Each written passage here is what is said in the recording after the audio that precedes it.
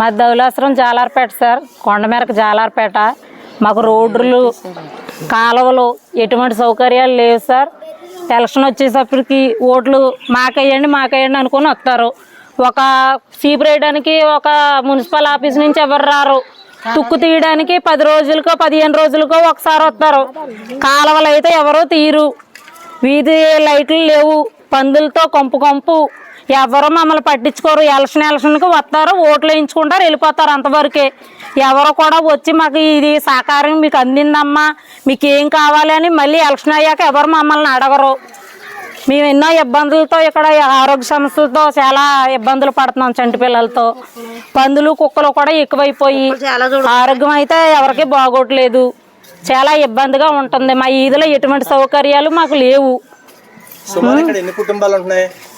ఎన్ని కుటుంబాలు అంటే సార్, ఆ శివరి నుండి ఇంకా ఆ శివరి వరకు బస్ స్టాండ్ వరకు ఉంటాయి సార్. ఇంకా లెక్క పెట్టలేము మేము. మరి అధికారులు రావట్లేదు, ఎవరు రాలేదు సార్, ఎవ్వరు కూడా రాలేదు. ఇప్పుడుకొచ్చి ఎలక్షన్ అయ్యాక ఇన్నాళ్ళు అయ్యింది కానీ సంవత్సరం ఇప్పుడుకొచ్చి ఎవరు రాలేదు. మీకు ఏం కావాలమ్మా ఏంటని అడగలేదు. ఎలక్షన్ ముందు అన్నారు మీకు బోర్ వేయించేస్తామన్నారు, మీకు రోడ్డు వేయించేస్తామన్నారు, మీకు కాలువ వేయించేస్తామన్నారు. హైవే రోడ్డు మేము జనాలు వాడకం పెట్టుకుంటే మరి కాలువలు లేకపోతే మాకు పెట్టుకునే సౌకర్యం లేదు, పెట్టుకునే స్తోమత లేక మేము రోడ్ల మీద ఓడుకుంటున్నాం సార్. అందుకని చెప్పి ఈ గత్తర్లోని మా పిల్లలతోటి మేము చాలా ఇబ్బందికరంగా ఇది అవ్వాల్సి వస్తుంది. ఆరోగ్య సమస్యలు చాలా ఎదుర్కొంటున్నాం సార్ మేము. మరి నాయకులు కావచ్చు, అధికారులు కావచ్చు, నువ్వేం చెప్పదలుచుకున్నావమ్మా? మాకంటే సార్ మాకు రోడ్లు వేయాలి సార్, శుభ్రంగా పందులను కూడా తీయించాలి, తర్వాత పెంట కొద్దిగా శుభ్రం చేయించాలి, వీధి లైట్ల సౌకర్యాలు వేయించాలి, కాలువలు వేయించాలి. మాకు మీరు ఒకవేళ వీళ్ళు ఎవరు మిమ్మల్ని ఇలాగ పట్టించుకోలేదు, ఏంటి పరిస్థితి? మేము ఏం చేయలేకపోతున్నాం సార్. పంచాయతీ ఆఫీస్కి వెళ్ళాం సార్, ఆటో కట్టించుకొని ఒక 20 మంది ఆటోలు అలాగో 10 సార్లు వెళ్ళి కంప్లైంట్ పెడితే ఇదిగో వచ్చేస్తున్నాం మీ కాలం వేసేస్తున్నాం అని చెప్పి వచ్చారు సార్. వెంటనే వెళ్ళిపోయారు అంతే.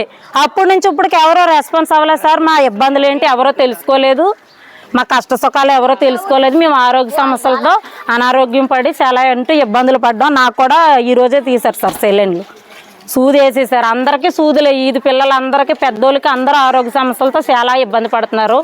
మాకు ఏంటంటే శుభ్రంగా పరిశుభ్రం చేయించవలసిందిగా కోరుకుంటున్నాం నాయకులకి, ఎవరైతే ఉన్నారో వాళ్ళకి. కాదు మాకేది రక్షణ ఏది గవర్నమెంట్ అంటున్నాడు కానీ ఏమని ఇచ్చామని ఎవరన్నా సరే ముందుకు రమ్మని ఏ ప్రభుత్వం అన్నా సరే మీ జనాలకు ఇలా సహకారం చేసాం, ఈ రోడ్లు వేసాం, కాలువలు వేసాం అని అనండి. అక్కడ బాత్రూమ్ చూడండి కట్టేసేవారి పేరుకి అయ్యా ఎందుకు పందులు పడుకోటాక. ధవళేశ్వరం వీధి మసీదు కొండమెరక ధవళేశ్వరం అండి. ఈ గ్రామానికి ఎవరో పట్టించుకునేవాడు నాదులంటే లేడు. అసలు ఏ ప్రభుత్వం వచ్చినా సరే మారే అవకాశం అయితే లేదు. నేను ఇది 100% అయితే నేను చెప్తున్నాను. వస్తున్నారు, ఫోటోలు దిగుతున్నారు, వెళ్ళిపోతున్నారు, అంతవరకు వాళ్ళు డ్యూటీలు చేసుకున్నారు, వెళ్ళిపోతున్నారు. ఓట్లకి అంటవా ఒక బెగ్గర వస్తా చూసారా, రోడ్డు మీద అడుక్కునే వరకన్నా విలువ ఉంటుంది కానీ అంతకన్నా వాల్యూ లేని ఇది అంత వరస్ట్ అయిపోయింది. ఇక్కడైతే ఇక్కడ మనిషికి బాగోపోయినా ఏ వెహికల్ రావాలన్నా సరే ఇటు సైడ్ నుంచే రావాలి. అయినా సరే ఎవరు కూడా ఒక్క ప్రభుత్వం వచ్చినా సరే ఒక్కరికి కూడా దీనికి ఒక్క మాట సమాధానం లేదు. వస్తారంటారు, వెళ్ళిపోతారో చేస్తారు. పంచాయతీ అన్నది లేదు, ఏమీ లేదన్న. పైనుంచి వాటర్ ట్యాంక్ అంటే నీరు ఎంత వరస్ట్గా వస్తుందంటే ఇదంతా గలేజ్గా వాటర్ అంతా వచ్చేది. పాములు కొట్టుకొచ్చేస్తాయి, పందుల వల్ల రక్షణ లేదు, పిల్లల్ని పీక్కి వెళ్ళిపోతాయి.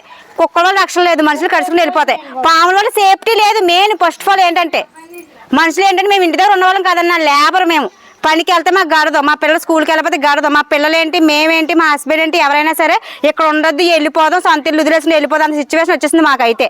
ఏ గవర్నమెంట్ ఏం చేస్తుందన్నా అంటే సొసైటీ అన్నా లేకపోతే మనుషులన్నా అంత పబ్లిక్ అంటే ఎంత అలసిగా ఉందంటే అంత వరస్ట్గా ఉంది.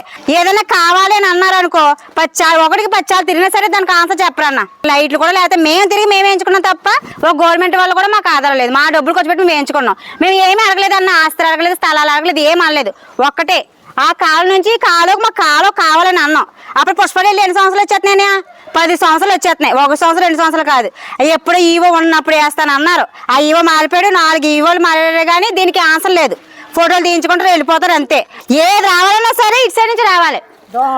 దోమలు ఏగలు ఒక దోమల మందు ఉందా లేకపోతే ఏమంటారు అది బీసింగ్ ఉందా ఏముందన్న ఏమీ లేదు. వచ్చిన ఏం చేస్తున్నారు అసలు? గవర్నమెంట్ ఎంప్లాయీ ఉండి మనుషులు పట్టించుకోకపోతే ఇంకెంత మేము ఇంకెవరికి చెప్పుకుంటాం? పబ్లిక్ బాధ అంతా ఎవరికి చెప్పుకుంటాం? ఓట్లు కావాలన్నా మాత్రం 6 నెలల ముందు సంవత్సరం ముందు మాకు కాలు పెట్టుకుంటూ వస్తారు. కాలు ఎత్తాక రారా?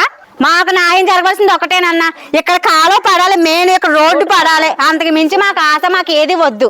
ఇలా మాకు వాడకం వచ్చేస్తుందండి, ట్యాంక్ నుంచి పై నుంచి వాడకం వచ్చేస్తుందండి. ఆ నీళ్ళు వచ్చేతన్నా ఇక్కడ నుంచి, లేదంటే ఆ చివరి దాకా వెళ్ళిపోద్ది, ఆ కాలువ దాకా వెళ్ళిపోద్ది. ఇప్పుడు ఆ వాటర్ ఎలా ఉంటది? డ్రింకింగ్ వాటర్ అంటే అన్న వాళ్ళు గోతులు కట్ట తవ్వుతారు. తవ్వినప్పుడు వాళ్ళు ఏం చేస్తారంటే, ఇప్పుడు ఇల్లు కట్ట కట్టుకున్న వాళ్ళు కట్ట ఏం చేస్తారంటే అక్కడ స్టాప్ పెట్టేస్తారు. స్టాప్ పెట్టిన వల్ల మొత్తం నీరంతా ఇలా వచ్చేస్తుంది. ఇక ఈ పందులు చూడండి ఎంత గలీజ్గా ఉన్నాయంటే పందులు. ఒక బీచింగ్ ఉందా, ఏముంది? ఈ ప్రాబ్లం చూసి మీకు అర్థమైపోవచ్చు, సిచ్యువేషన్ మీకు అర్థమైపోవచ్చు. ఈ పందులు ఇదన్నా, ఇదంతా పందులేంటి, ఇదంతా ఏంటి? మాకు ఈ పందుల నుంచి, కుక్కల నుంచి పిల్లలు మేము పనికెళ్ళి వచ్చినప్పుడు మా పిల్లలు మా ఇంట్లో ఉంటారా ఉండరా అని కూడా మాకు భయం వేస్తుంది అన్న. ఏంటంటే ఏ పక్క నుంచి ఏమొస్తుందో తెలీదు. అంత ఎలా ఉన్నట్టు అడవిలో ఉన్న మనుషులకన్నా సరే కొంచెం ఇది ఉంది, కానీ ఇక్కడ ఉన్న మనుషులకైతే, ఊళ్ళో ఉన్న వాళ్ళకైతే మనిషి లేదన్న.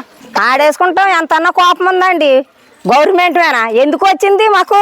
ఏమైనా సాయకారం వాళ్ళు గోదావరిలో వస్తున్నా మాకు ఇచ్చేస్తాం, అవి ఇచ్చేస్తాం అంటారు. అయ్యి ఉండవు మా జాలార్లకి. మీ జాలార్లు వేనాడని వెళ్ళామా? గవర్నమెంట్ మీద పడ్డామా? తెపిస్తూ వెళ్ళి మేము మాకు ఏమైనా సహకారం చేస్తున్నారో ధవళేశ్వరం ఉన్న వాళ్ళకి? ఏది లేదు. ఏ పని చేసుకోవడం, తింటాం మాకు, లేకపోతే గోదావరి మీద బతకడం. మరి గోదావరి మీదకి వెళ్ళకపోతే ఎలా తెచ్చుకొని బతుకుతారు? పిల్లలకి ఎలా పెంచుకుంటారు? పిల్లలకి ఎలా పెంచుకుంటారు? ఏటి ఇవ్వరు. ఇస్తాం 10,000 ఇస్తాం, 5,000 ఇస్తాం, బచ్చాలు వేస్తాం అంటారు. ఏమై మాకు గోదావరి తగిలితే ఏది ఉండదు. ఏమో పందులు, దోమలు, మాకు ఏమైనా రచ్చన ఉందా? రోడ్లు ఉన్నాయా? ఏమన్నా ఒక కాలువలు తీయరు, ఏమో ఉండవు. చుట్టుపక్కల పందిలు కట్టుకొని మేము బతుకుతున్నాం. పందిలతో పందిల్లోకి ఉన్నాం మేము. అంతకంటే మించి ఏమి ఉండదు. వాటర్ రోజుకోసారి ఇస్తారదా, ఒక పూట ఇస్తారు. అదన్నా 6 అయిన వరకు ఆ నీళ్ళు చదువుకొని తాగాల. మేము అంత దేనం అయిపోయాం ధవళేశ్వరాన్ని ఉన్నవాళ్ళు జవార్లు కాదు. ఎందుకో గవర్నమెంట్ ఉన్నది, వచ్చేప్పుడు అడుక్కు దగ్గర అలాగ వస్తారు. ఓట్లు వేయండి అమ్మా, చెయ్యండి అమ్మా అని. అది అయిపోయిన తర్వాత వాళ్ళ పిల్లల పక్కన పడుకుంటారు. ఇవి ఉన్న వీళ్ళకి మాత్రం చూడరు.